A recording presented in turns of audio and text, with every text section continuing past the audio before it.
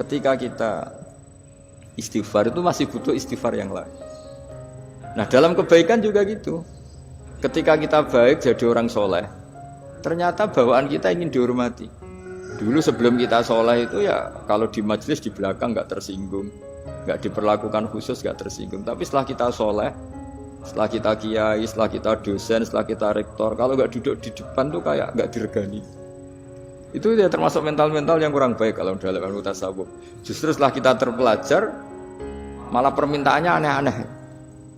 Padahal agama ini hanya mengajarkan wa ma umiru illa liya'buduha mukhlishina lahuddin. Agama ini hanya mengajarkan kalau ingin jadi orang soleh yang ikhlas. Kalau ingin jadi dosen, ya dosen yang ikhlas. Kalau ingin jadi guru, ya guru yang ikhlas. Karena biaya ndak ikhlas itu mahal sekali. Dan kalau sudah mahal sekali ini negara bisa jebol, sistem sosial bisa jebol. Jadi ini hal-hal yang khas kiai, karena kalau yang kajian kampus saya yakin Pak Rektor, Pak Wakil Rektor dan Pak Ketua Yayasan lebih tahu, anak-anak mahasiswa lebih tahu. Saya kalau ngaji di kampus memang kan cerita khas pesantren, karena justru ini saling melengkapi. Saya tidak berbahasa basi bicara ilmu khas mereka karena mereka lebih tahu.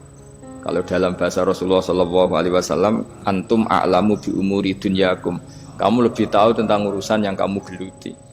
Tapi kalau urusan akhirat, urusan agama mungkin karena kita yang menekuni itu mungkin kita lebih tahu. Nah, di antara ilmu yang saya utarakan hari ini, sore ini, bahwa orang soleh sendiri itu sebetulnya nanti masih ditanya sama Allah tadi. Kenapa kamu nyembah saya? Karena ingin masuk surga. Kenapa kamu nyembah saya? Takut neraka. Lalu kamu tidak hormat saya, kata Allah. Ketika saya tidak bikin surga, tidak bikin neraka. Akhirnya mereka sadar bahwa ibadah itu harus murni karena Allah Subhanahu wa ta'ala, bukan karena takut masuk neraka, juga bukan karena ingin masuk surga. Ya sama seperti kita mencintai anak kita, yaitu sebagai karena anak kita. Jangan karena anak kita ranking 1, anak kita kumplot, lalu terus kita membiarkan anak kita saat ada anak kelas. Toh tetap anak kita.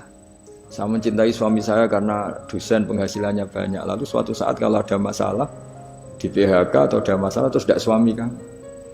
Makanya di sini agama itu sangat menyarankan kesejatian. Jadi dia suami kita, dia anak kita, apapun kondisinya. Nah kira-kira gitulah, ikhlas itu kira-kira seperti itu. Jadi jangan sampai alasan-alasan yang bersifat materialistik itu yang menjadikan kita mencintai istri karena cantik, mencintai suami karena hasilnya besar. Suatu saat kalau itu berubah, kita akan masalah. Di sini agama menyarankan ikhlas. Makanya semua kitab di khazanah kita dimulai bab niat. Bab niat itu begini. Sehingga ada seorang yang tanya, kenapa ahli surga masuk surga selamanya? Padahal amalnya paling banter 80 tahun. Tetapi kenapa ahli neraka akhirnya masuk neraka sampai selamanya? Padahal kalaupun dia bejat hanya 80 tahun. Itu dijawab oleh ulama-ulama. Orang mukmin itu berkomitmen akan iman andikan hidupnya selama-lamanya, sehingga dibalas dengan masuk surga selama-lamanya.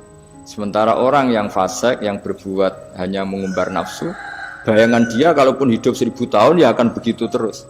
Dan dia ketika mati dengan status dia berencana andikan sehat maksiat terus.